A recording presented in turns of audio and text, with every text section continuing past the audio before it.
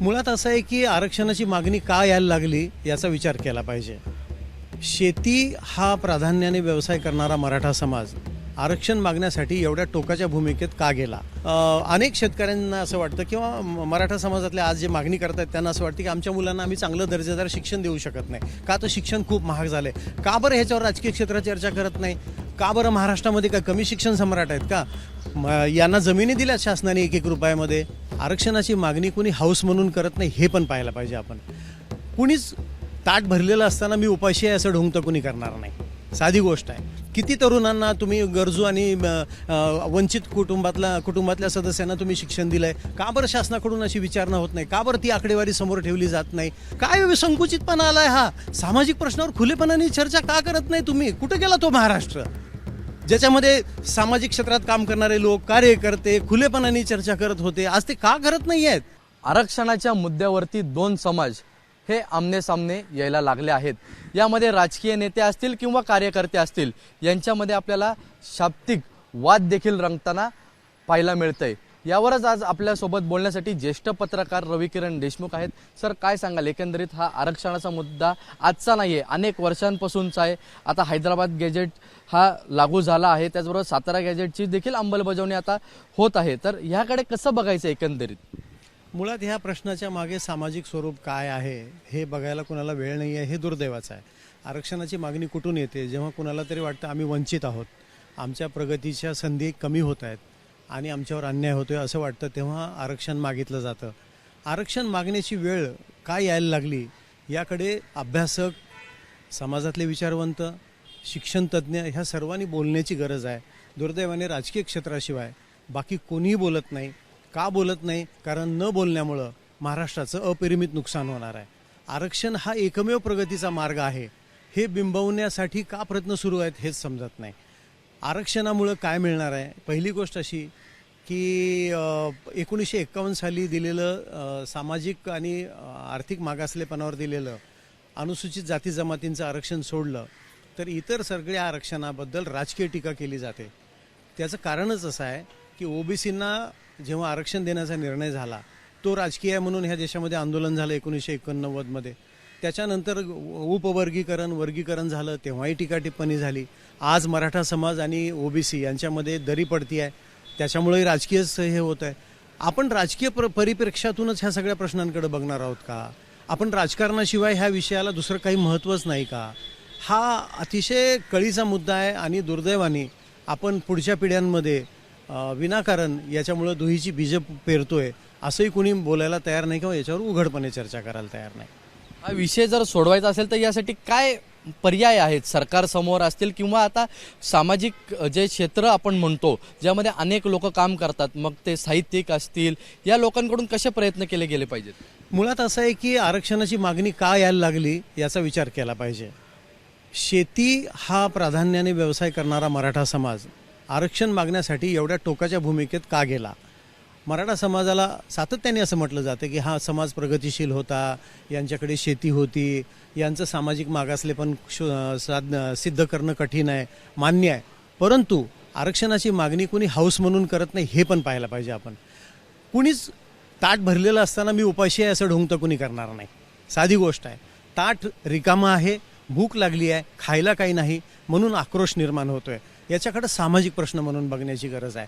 मराठा समाजाचं शेतीमध्ये होणारं नुकसान, त्या शेतीचे प्रश्न आपण सोडवण्यात कमी पडलो, शेतीमध्ये गुंतवणूक करण्यात कुठेतरी कमी पडलो.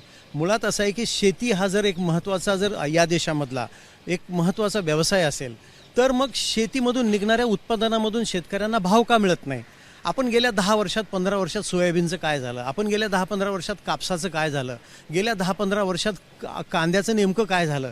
या प्रश्नांकडे कधीतरी अभ्यासपूर्ण नजरेने बघणार आहोत की नाही? कारण इथे उत्पन्न कमी मिळतंय म्हणून तर हे लोक रस्त्यावर येत आहेत ना सगळे की आम्हाला आरक्षणाशिवाय आता पर्यायच नाही. ही परिस्थिती आपण का आणली? कधीतरी आपण मार्केट कमिट्यांचा अभ्यास केला का? की मार्केट कमिटी हा शेतकऱ्यांना 4 पैसे देणारा एक महत्त्वाचा मार्ग आहे की जिथं तुम्हाला तुमचं धान्य किंवा शेतीतलं उत्पादन घेऊन जावंच लागतं. साखर कारखाने असतील, प्रक्रिया उद्योग असतील, इतर कापसाच्या सारख्या महत्त्वाच्या पिकावर आज मराठवाड्याचा काही भाग आणि विदर्भ जगतो.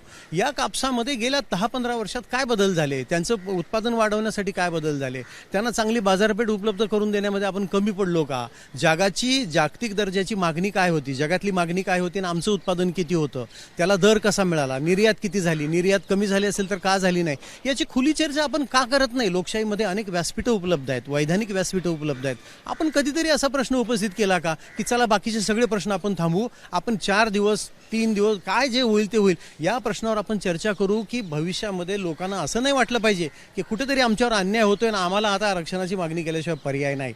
हे होत नाही. दुर्दैवाने याला सगळे राजकीय पक्ष जबाबदार आहेत.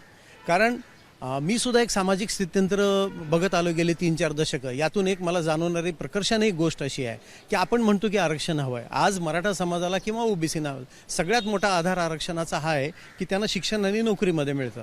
पहिली गोष्ट अशी की किती नोकऱ्या शासन देऊ शकतं. गेल्या 10-15 वर्षामध्ये शासनाने किती लोकांना नोकऱ्या दिल्या आहे का, ह्याच्यावर अभ्यासपूर्ण मांडणी करण्याची कोणाची तयारी. का आपण म्हणत नाही की शासन नोकऱ्या देऊ शकत नाही. आज महाराष्ट्राचा अर्थसंकल्प 20,000 कोटी रुपये महसुली तुटीचा आहे फक्त. आज एकूण उत्पन्नाने याचं गणित आपलं जुळत नाही खर्चाचं. महाराष्ट्र शासनाला सातत्याने कर्ज काढावं लागते. 10 लाख कोटीपर्यंत आपण कर्जापर्यंत जाऊन पोहोचलो. जर ही परिस्थिती असेल तर नेमकं शासन किती लोकांना नोकऱ्या देणार आहे. मग नोकऱ्या जर देण्याची वेळ म्हणजे नोकऱ्यांची संधीच कमी होत असेल तर मग आरक्षण घेऊन आपण काय करणार आहोत. दुसरी गोष्ट अशी की शिक्षणामध्ये आरक्षण पाहिजे का, तर अनेक शेतकऱ्यांना असं वाटतं किंवा मराठा समाजातल्या आज जे मागणी करतात त्यांना असं वाटतं की आमच्या मुलांना आम्ही चांगलं दर्जेदार शिक्षण देऊ शकत नाही का, तर शिक्षण खूप महाग झालंय. का बरं ह्याच्यावर राजकीय क्षेत्रात चर्चा करत नाही. का बरं महाराष्ट्रामध्ये काय कमी शिक्षण सम्राट आहेत का. यांना जमिनी दिल्या शासनाने 1-1 रुपयामध्ये वार्षिक भूभाडं.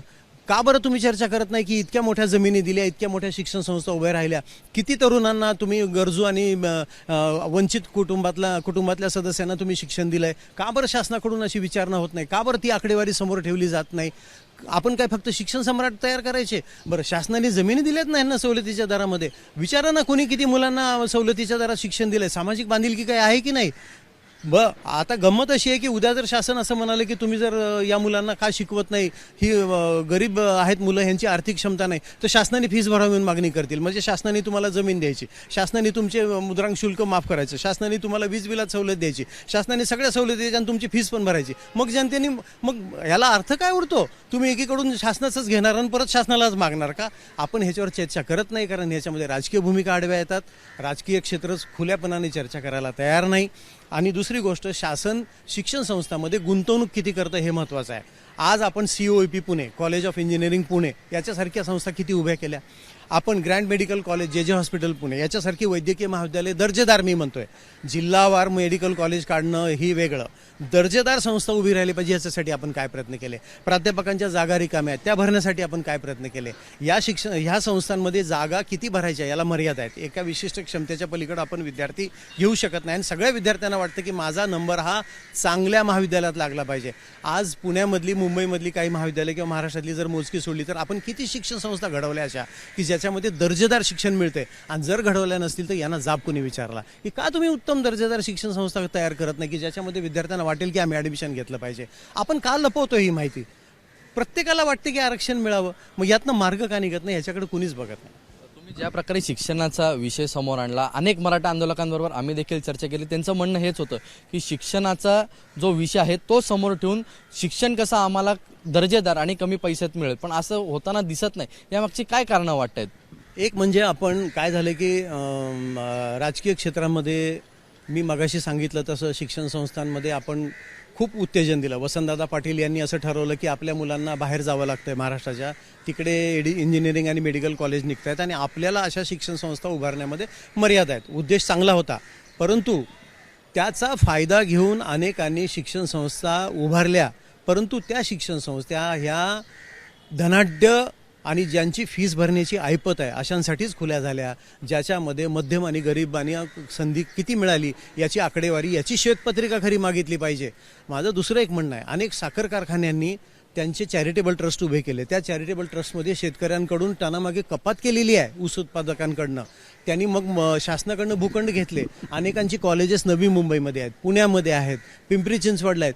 त्यांची श्वेतपत्रिका का निघू नये की त्याच्यामध्ये शेतकऱ्यांनी पैसा गुंतवलाय. यांनी पण स्वतःहून सांगावं ना की आमच्या शिक्षण संस्था, आमचे चॅरिटेबल ट्रस्ट, बरं त्याच्यात पदाधिकारी कुटुंबातलेच आहेत, त्याच्यात पदाधिकारी तेच आहेत, शिक्षण सम्राट, साखर सम्राट, शिक्षण जे सहकार सम्राट आहेत तेच आहेत. त्यांनी आकडेवारी जाहीर करावी ना की शासनाकडनं आम्ही नाममात्र दरात जमीन घेतली, शेतकऱ्यांकडनं पैसे घेतलेत, आम्ही ह्या चॅरिटेबल ट्रस्टसाठी देणग्या घेतल्यात, आम्ही ह्या शिक्षण संस्थांमधून किती गरीब शेतकऱ्यांच्या मुलांना शिक्षण दिलं, चांगलं शिक्षण दिलं, आम्ही आमच्या शिक्षण संस्थेचा दर्जा उंचावावा म्हणून काय प्रयत्न केले, याची श्वेतपत्रिका निघाली पाहिजे. पण याच्याविषयी कुणी बोलत नाही, कारण प्रत्येक पक्षामध्ये असे लोक आहेत की ज्यांना हा विषय तिकडे वळवायचा नाही. पण दुर्दैवाने काय होतं, मग कोणी म्हणतं की ओबीसीवर अन्याय होते, कोणी म्हणतो मराठा समाजावर अन्याय होते. याच्यामध्ये या प्रश्नाकडे राजकीय दृष्टिकोनातून पाहिलं जात असल्यामुळं मूळ समस्येकडे आपलं दुर्लक्ष व्हायला लागलंय. आणि मूळ समस्येचं उत्तर हे नव्हे, आपण थोडंसं मागे गेलं पाहिजे, आपण थोडासा विचार केला पाहिजे की या महाराष्ट्रामध्ये आधी काही विकासाच्या योजना आणल्या होत्या का, आपण काही प्रयत्न केले होते का.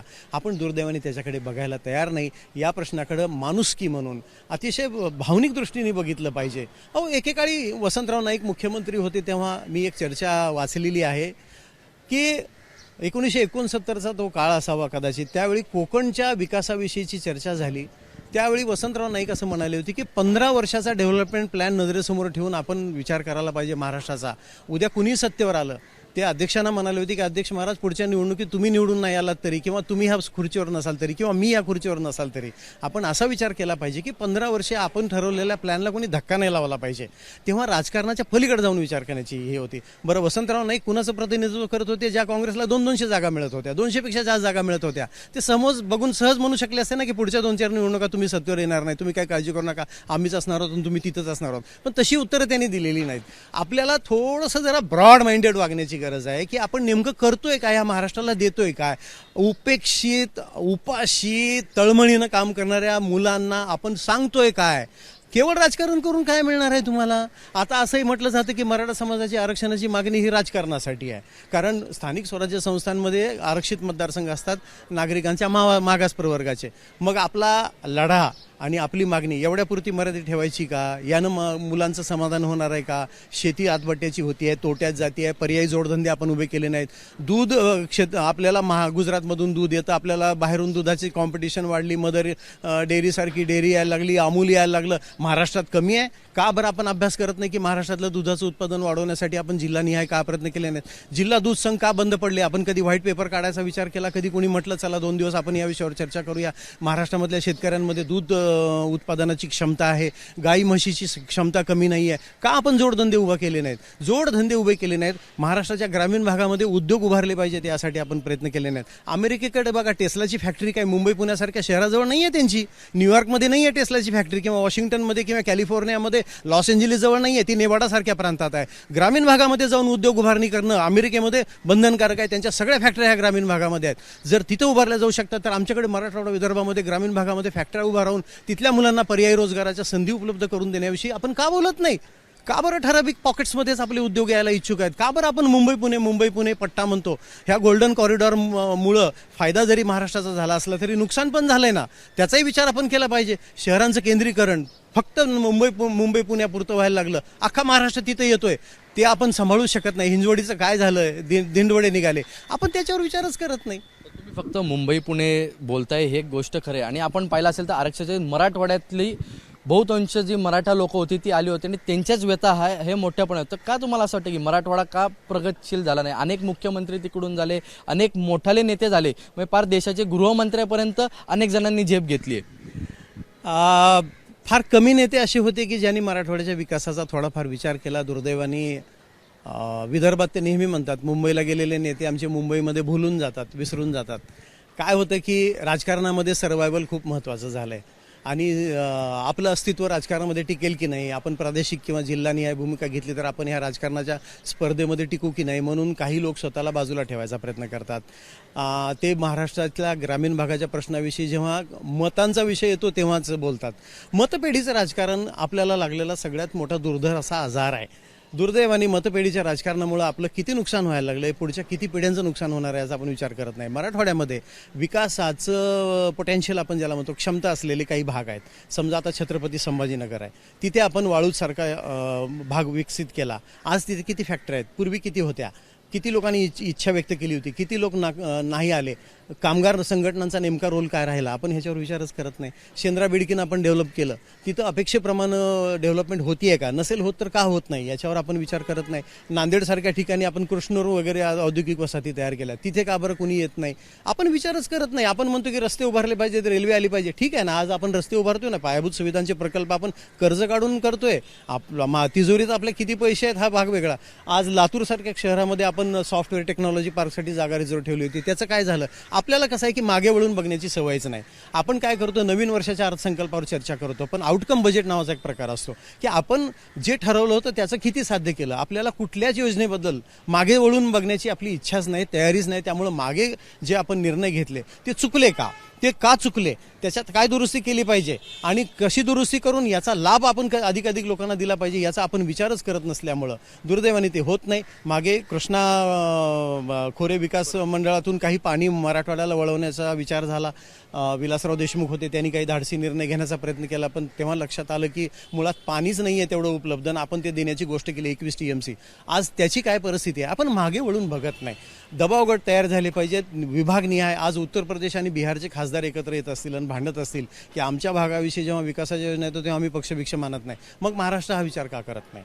महाराष्ट्र हा नेहमी पक्षापुरता विचार, माझे नेते काय म्हणतील, मी त्यांच्या पुढे जाऊ की नको, एवढाच विचार आपण का करतोय, हे म्हणजे अत्यंत दुर्दैवाची गोष्ट आहे. त्यामुळे आपण मग भाग अविकसित राहतो. विदर्भ आपण त्याला काळी कसदार जमीन आहे, कॉटन सॉईल आहे, आज कापसाचं उत्पादन एवढं होऊ शकतं, संत्रा आहे, पण तरी आपण फेल जातो. आपण का फेल जातो याच्यात सगळा दोष राजकारणी मंडळींना पण देऊन चालणार नाही. कुठेतरी चुकतंय, पण चुकांकडे आपण बघत नाही.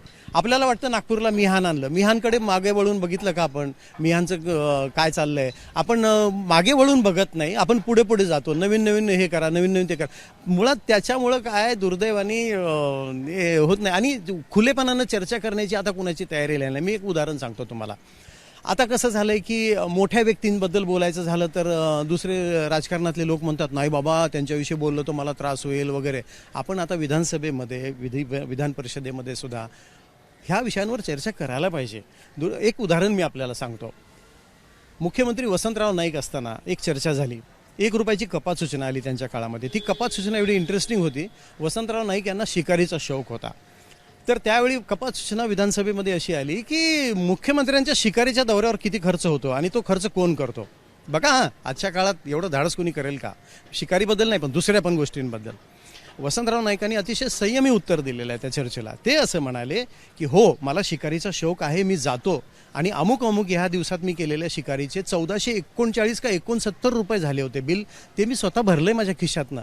विचार करा, मुख्यमंत्री वसंतराव नाईक आहेत की जे 13 वर्ष महाराष्ट्राचे मुख्यमंत्री होते, त्यांचा पक्ष 200 जागा जिंकत होता आणि ती चर्चा बहुधा रामभाऊ माळगे यांनी उपस्थित केली होती. उपस्थित करणाऱ्यालाही काही वाटलं नाही की आपण हे करायला पाहिजे, असं त्यांचं कर्तव्य होतं लोकप्रतिनिधी म्हणून, आणि उत्तर देणाऱ्यालाही असं नाही वाटलं की समोरचा माणूस कसा काय धाडस करू शकतो माझ्या शिकारीच्या खर्चावर विचारण्याचं.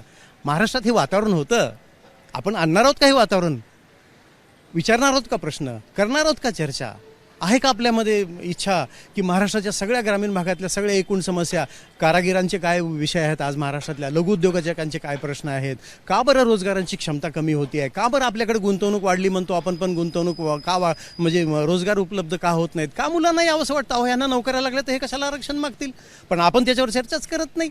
आपण आपल्याला संकुचित करून घेतलंय. आपण आपल्याला फक्त राजकीय विचार आहे, निवडणुका लढवा निवडणुका जिंका, याच्या पलीकडे जाण्याची गरज आहे. तेव्हा आरक्षणासारखे प्रश्न ऐरणीवर येतील आणि आपण सोडवू शकू. शेवटचा प्रश्न, अनेक म्हणजे आपण म्हणू शकतो साहित्यिक असतील, सामाजिक कार्यकर्ते असतील, ज्यांचे थोर कामं आहेत या समाजासाठी, या म्हणजे आपण म्हणू शकतो महाराष्ट्रासाठी, पण आज ती लोक समोर येताना दिसत नाही. काय कारणं वाटतात, का समोर येत नाही? मला वाटतं की त्यांना राजकीय पॉलिटिकल बॅकलॅश म्हणतात त्याला, म्हणजे राजकीय दृष्ट्या काही छळ तर होणार नाही ना. मग तुम्ही अमक्याची बाजू घेऊन बोलताय, मग तुम्ही जरांगेंच्या बाजूने बोलत असाल तर म्हणजे तुम्ही ओबीसीच्या विरोधात आहात, तुम्ही ओबीसीची बाजू घेऊन बोलत असाल तर तुम्ही म्हणजे मग जरांगेंच्या विरोधात आहात, मग तुम्ही भाजपवर टीका करत असाल तर मग तुम्ही भाजपचे विरोधक आहात. ते लोक टीका करतील, आपल्याला टार्गेट करतील याची भीती वाटते. त्यामुळे खुलेपणानं संवाद हा जवळपास संपलेला आहे. एकेकाळी महाराष्ट्रामध्ये साहित्यिक काय बोलतात, विचारवंत काय बोलतात याच्याकडे फार गांभीर्याने बोललं जायचं.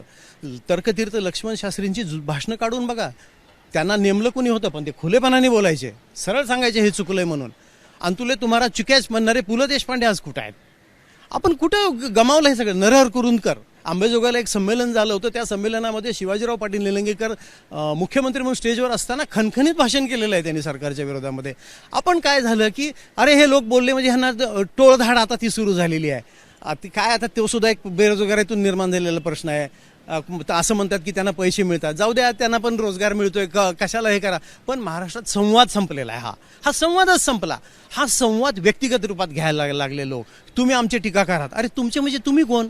का तुमचं आमचं घर लागून आहे? का तुमच्या घरात खिळा ठोकला म्हणजे आमच्या घरात माती पडणार आहे? का तुम्ही माझा बांध तोडलाय शेताचं, माझ्या शेतात पाणी आलंय? काय संकुचितपणा आलाय हा? सामाजिक प्रश्नावर खुलेपणाने चर्चा का करत नाही तुम्ही? कुठे गेला तो महाराष्ट्र ज्याच्यामध्ये सामाजिक क्षेत्रात काम करणारे लोक, कार्यकर्ते खुलेपणाने चर्चा करत होते? आज ते का करत नाही आहेत? महाराष्ट्राचे प्रश्न सोडवण्याची जबाबदारी एकट्या मंत्रालयाची आहे का? एकटं मंत्रालय सक्षम आहे का? ते मंत्रालय कुणाच्या पैशावर चालतं? सामान्य जनतेच्या पैशावर चालतं ना. अहो फक्त कर भरणारे लोक तुम्हाला मुंबईत दिसतात का? डिवॉर्ड महाराज असं म्हणतात की देशातला सगळ्यात मोठा उत्पन्न GDP देणारा डिवॉर्ड म्हणजे मलबार हिल, केम्स कॉर्नर, नाना चौक, ताडदेव वगैरेचा भाग आहे. अहो साहेब, धारणीमध्ये आदिवासी महिला 8 दिवसांनी डोक्याला लावायला जर खोबऱ्याचं तेल घेत असेल तर ती सुद्धा तुम्हाला टॅक्स देते. गडचिरोलीमधली एखादी अभागी आमची आदिवासी भगिनी जर अंगावर घालायला कपडे घेत असेल ती सुद्धा तुम्हाला कर देते आहे. अहो कर देणारा प्रत्येक फाटका गरीब माणूस हा सुद्धा तुमचा नागरिक आहे. त्याच्या पैशावर इथं सगळं चालू आहे आपलं. आपण खुलेपणाने सगळा संवाद केला पाहिजे. आपण तो संवाद गमावला आहे, ती क्षमता आपण गमावली आहे. त्यामुळे प्रश्न उभे राहत आहेत आणि प्रश्न सोडवण्याची जबाबदारी असं वाटतं काही लोकांना की ती फक्त आमचीच आहे. नाही सुटणार त्यांनी प्रश्न तात्पुरते दबले गेलेत, संपलेत असं वाटेल, पण ते दुप्पट वेगाने पुन्हा उफाळून निघतील. हे धरण आहे, हे धरण असतं. जनभावना हे धरण असतं. हे धरण तडे जायला लागले त्याला. ह्या तड्यांना तुम्ही एमसील सारख्या एखाद्या केमिकलनी नाही बुजवू शकत. नाही, ज्यांचा हा समज असेल त्यांना नमस्कार केला पाहिजे लोटांगण घालून. हे धरण आहे, याला तडे जात असतील तर तुम्हाला त्याची डागडुजी ही वेगळ्याच पद्धतीने केली पाहिजे. केमिकलनी कुठल्या तरी अशा फेविक्विकनी वगैरे नाही जावं ही धरणं बुजणार, अशा उपाययोजनांनी नाही बुजणार. आपल्याबरोबर ज्येष्ठ पत्रकार रविकिरण देशमुख सर, ज्यांनी सांगितलं आहे कशा प्रकारे आरक्षण न देता पण मार्ग निघतील आणि जे उपेक्षित आहेत, गरजवंत आहेत, त्यांना कशा प्रकारे नोकरी मिळतील, शिक्षण मिळेल, याचं एक संक्षिप्त स्वरूपात आज विश्लेषण स्वतः रविकिरण सरांनी केलं. कॅमेरामन मनोज जयस्वालसह ईशान देशमुख, ABP माझा, मुंबई. ABP माझा, उघडा डोळे बघा नीट.